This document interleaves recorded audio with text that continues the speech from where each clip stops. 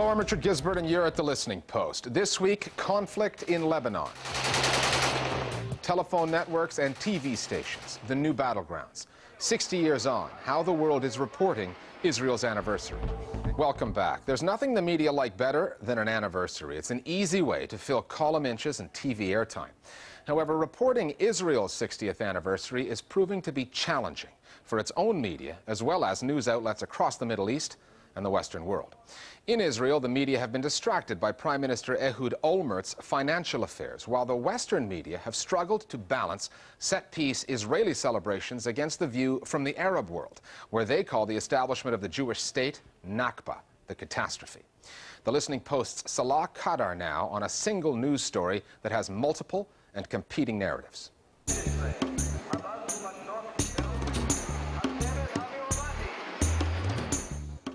The date May 14th marked a momentous occasion. For Israelis, it was the 60th anniversary of the establishment of a homeland. For Palestinians, the date commemorates the loss of that same territory and the beginning of 6 decades of conflict, 4 of which have been spent with their remaining territory under one form of Israeli occupation or another.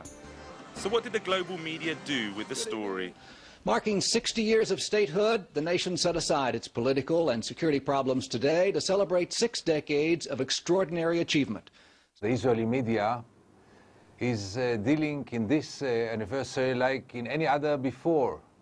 For 60 years, Israel is ignoring totally the Palestinian Nakba. There is only one narrative, the Zionistic Jewish one, the establishment of the state, the sacrifice of those who fall, and the one and only justice, which is the Israeli Jewish justice. The other side is always perceived, always presented as the aggressor, never as the victim. Israel's known for its free and indeed diverse media, but I think what was interesting in the reportage of the 60th celebrations was that there was pretty much a uniformity. The idea that, yes, there is plenty to celebrate, but there are so many questions that still have to be answered by the authorities and indeed the people themselves, and that left everybody pretty much telling the same story. في الذكرى 60 للنكبة وكيف تم تهجير شعب بأكمله وإقامة إسرائيل.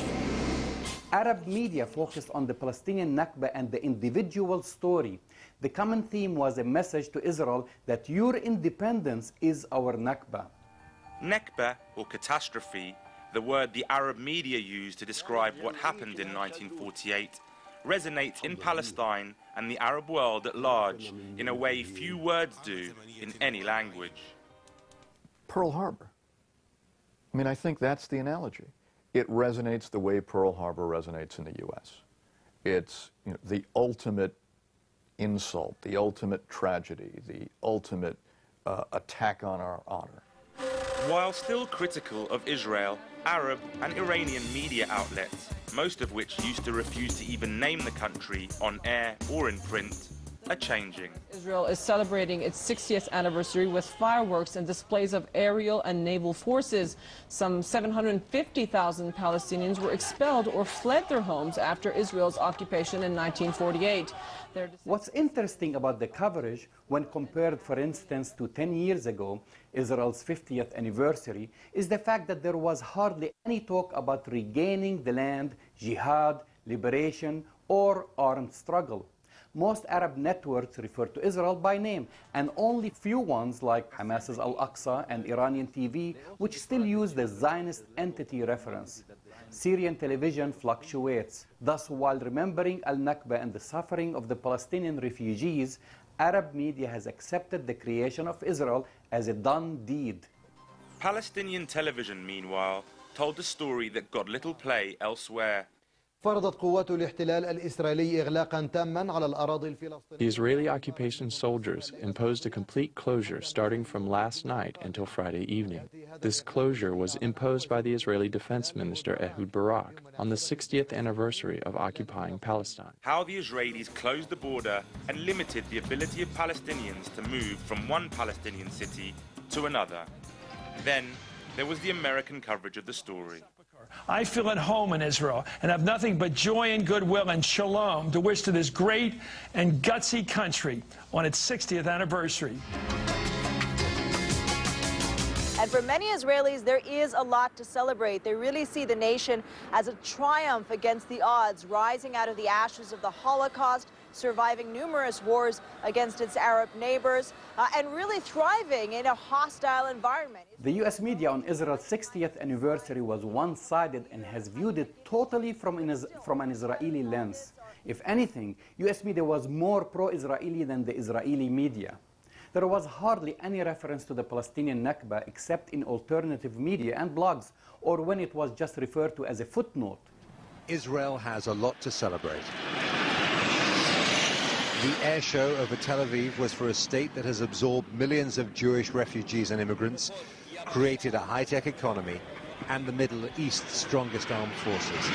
The West and Europe especially is now in a turmoil of Islamophobia, and Israel is perceived now as the enemy of the enemy, which means it is our friend. And you can see it in the media all over Europe, this connection between Al-Qaeda, Hezbollah, Hamas, Palestinians.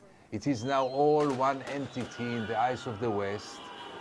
And all of a sudden, Israel looks in flying colors. During a recent interview with presidential candidate Barack Obama, CNN's Wolf Blitzer switched gear in the middle of an interview to ask Obama, "What does Israel mean to you?" During that same time, I was watching reports on Al Jazeera of more than 20,000 Palestinians, most of whom are Israeli citizens, marching on the site of a now empty Palestinian village of Safuriya near Nazareth to reiterate the right of return. The demonstrators were confronted by Israeli police and several were arrested and beaten. CNN totally ignored them and continued its love fest with the Israeli anniversary coverage. Much of the news covered in the US media these days is seen through the lens of the presidential election there. Case in point, a recent interview by CNN's Wolf Blitzer with presidential candidate Barack Obama. But on the 60th anniversary of Israel, what does Israel mean to you? Israel is not only our strongest ally in the region and one of our strongest allies in the world, but there is a special connection between America and Israel. Sometimes, to really understand a story and how it's covered, it helps to know the background of the storyteller. Grandmother last. More Global Village Voices now on the coverage of Israel's 60th anniversary.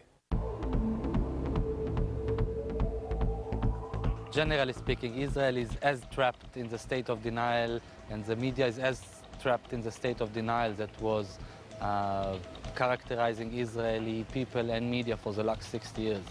By saying so, I mean mostly to the absence of Palestinian Nakba from Israeli discourse, and the mentioning of the Nakba will be very, very marginalized or be seen as something that is lack of truth, lack of relevance to Israel's current life. Last week, during the commemoration of the Nakba in Safuri demolished village near Nazareth, there were violent events between demonstrators who were Palestinian citizens of Israel and the Israeli police. This event highlights a very important point concerning the coverage of the Palestinian issue both in international media, Israeli media and Arab media, according to which the Palestinian citizens of Israel are marginalized or excluded or absent as part of the Palestinian problem.